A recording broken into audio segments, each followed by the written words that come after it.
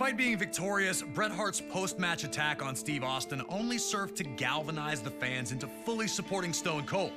And Austin, even in defeat, would only increase his reputation by living up to his word, refusing to surrender in the match. Steve Austin fighting the sharpshooter with everything he has remains an enduring WrestleMania moment in a career filled with them. 4 years later, Austin found himself in a very different position in WWE. Taken out in a heinous attack at the 1999 Survivor Series, Austin would be out for nearly a year before returning at No Mercy in 2000. Austin would first look to exact revenge on those who took him out, Rikishi and Triple H, before setting his sights on regaining the WWE Championship. Stone Cold would then head to the 2001 Royal Rumble, entering at number 27. Before he could enter the ring, he'd again be attacked by Triple H, looking to avenge Austin's interference earlier in the night. Austin was in bad shape, but somehow managed to emerge victorious, securing his opportunity to compete for the WWE Championship at WrestleMania 17. Defending against Austin would be The Rock, Austin's main rival for years.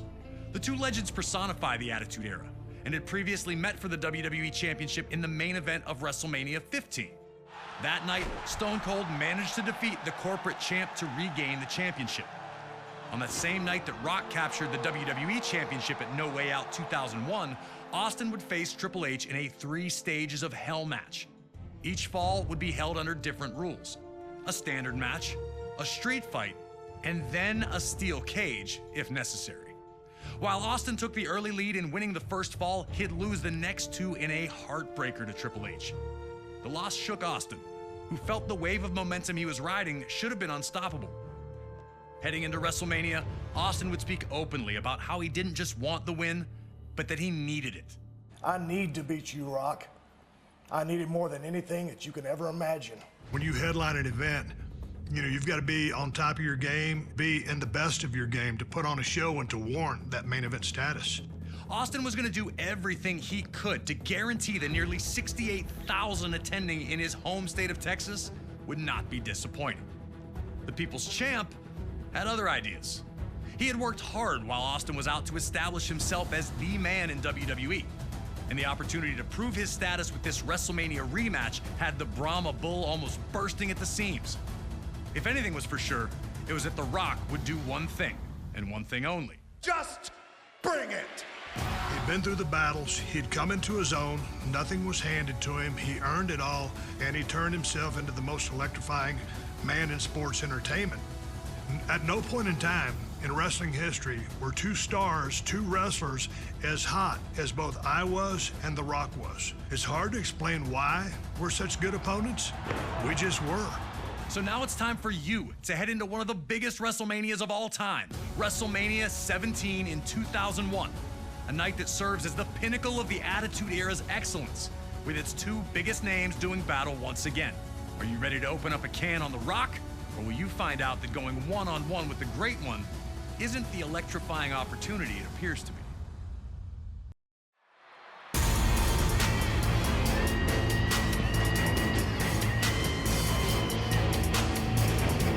Before the bell could even make this match official, the action was underway. Austin was proving that he'd do anything to win, first attacking Rock while his back was turned, and then looking to use the WWE Championship.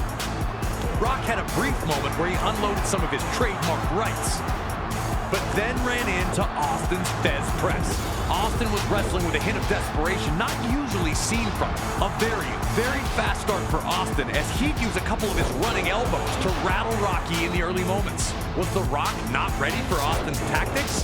Would he be able to get back into the match quickly before Austin really started stomping a mud hole?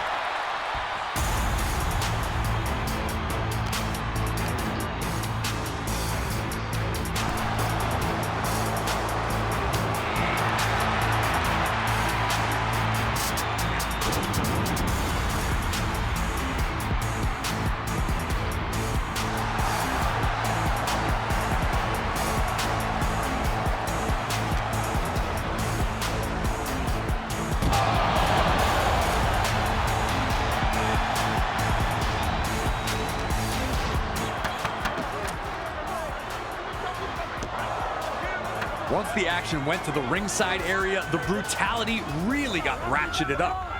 Rock used the announce table and timekeeper's table to his advantage.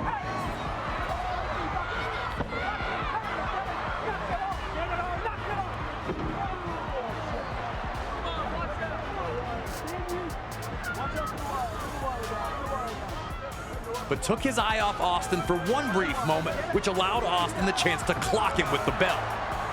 Austin was really looking like a different superstar than the one we'd known the last few years. There was a sinister look in his eye as he yelled at officials.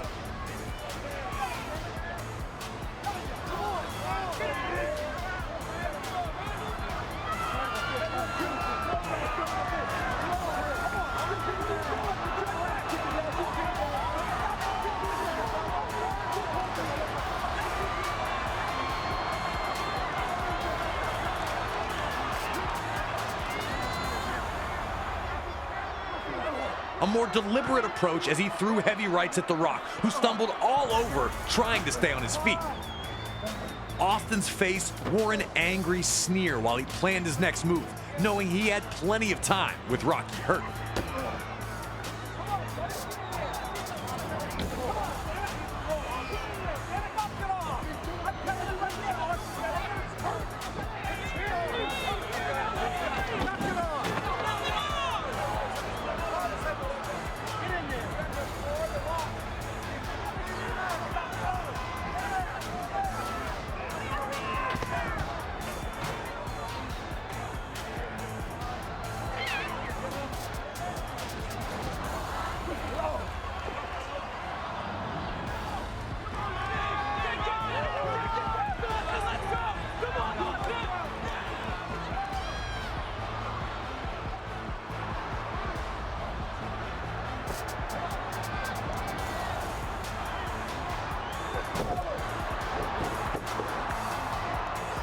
Back in the ring, Austin continued a methodical, brutal beatdown to the People's Champion.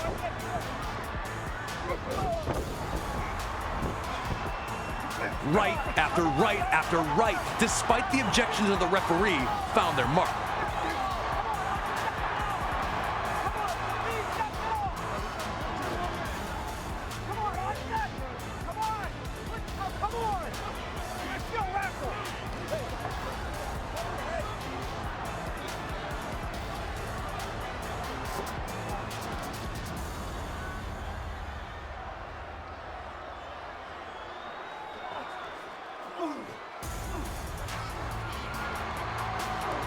Even when Rock was able to land a few strikes of his own, Austin immediately cut off his offensive surge.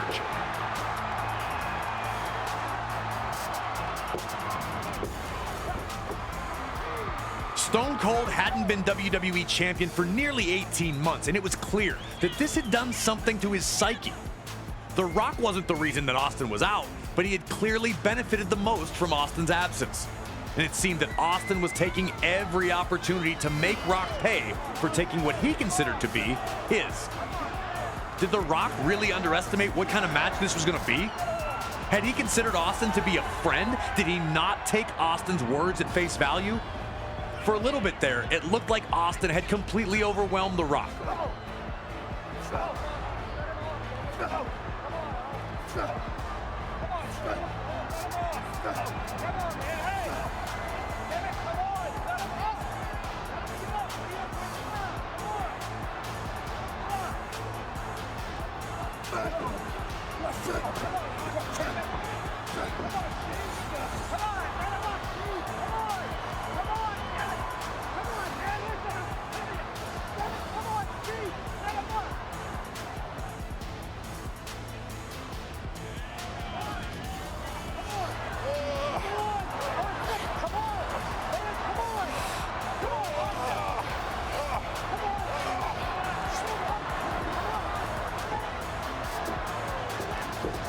But The Rock never lost faith in himself. He took advantage of Austin backing off and clotheslined his way back into the match.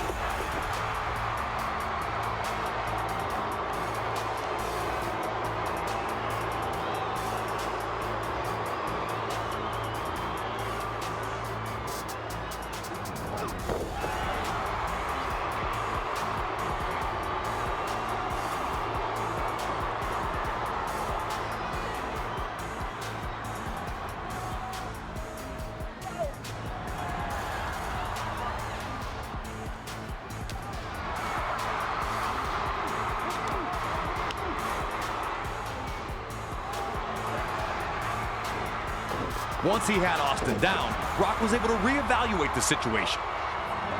And once he had, he went to ringside to grab the timekeeper's bell. Instant karma, it seemed, was going to get Austin.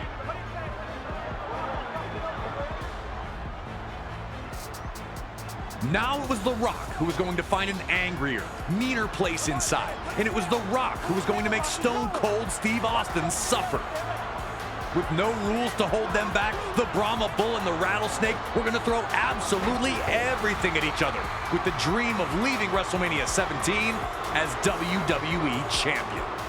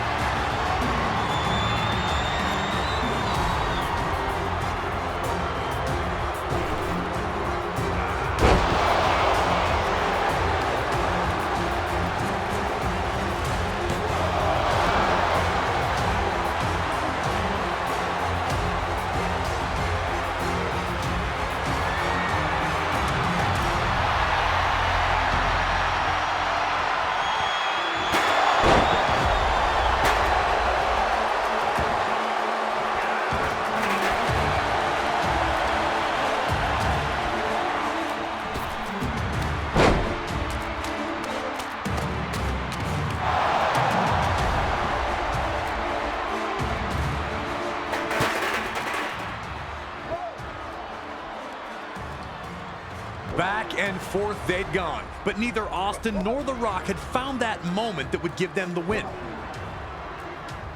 As Austin attempted an Irish whip, though, The Rock would surprise him with a stone-cold stunner of his own. The millions and millions of Rock's fans exploded. Would this be it? Could The Rock embarrass Austin like this by beating him with his own move in Texas? Austin would display his hallmark grit, managing to kick out at the 2 count.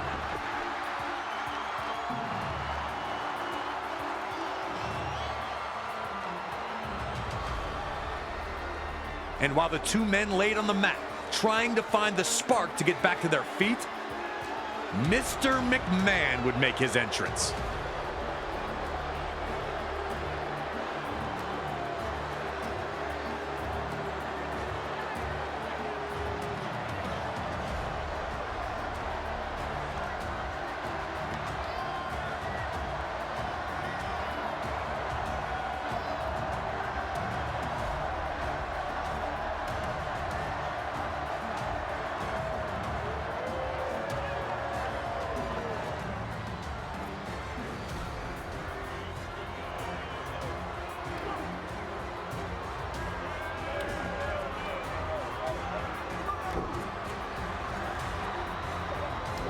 All eyes are on Mr. McMahon, but in the ring, Austin flattens The Rock with an incredible spine buster, which gets a 2 count.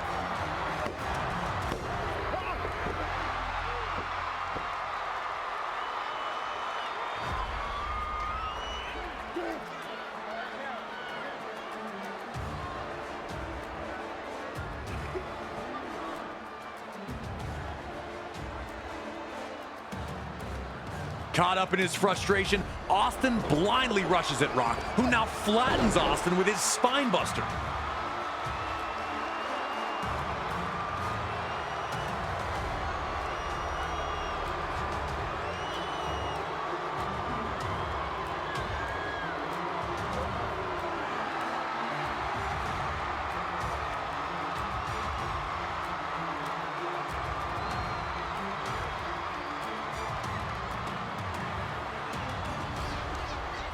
That leads to the people's elbow. But when Rock covers Austin, Mr. McMahon breaks up the pin. That's right, Mr. McMahon helped Stone Cold Steve Austin. To this day, I cannot believe I ever saw that happen. The look on The Rock's face is pretty much the look that I had. What the hell? Rock's anger raged over, and he made a huge mistake in forgetting about Austin in hopes of laying the smackdown on Mr. McMahon, which led to him running straight into a stone-cold version of the Rock Bottom. Mr. McMahon had turned the match on its head, and Stone Cold Steve Austin looked ready to strike and finish his quest of regaining the WWE Championship under some unthinkable circumstances.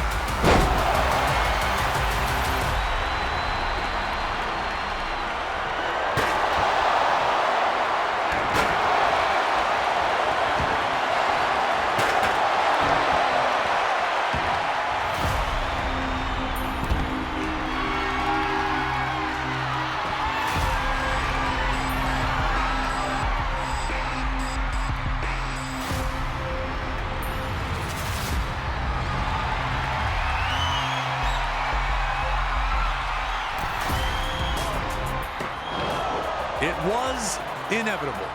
Stone Cold was going to win, and it was obvious to everyone watching. The Rock had been able to get back into it once Mr. McMahon had arrived. Now Stone Cold was obliterating The Rock with a chair as Mr. McMahon instructed him, and all we could do was watch. Somewhere in the darkest places of Steve Austin's mind, he had convinced himself that the only way to get back to where he was would be by teaming with the man who had been his biggest enemy for years. Had the man never really changed? Had he simply fooled the fans during those years where he was WWE's most popular superstar?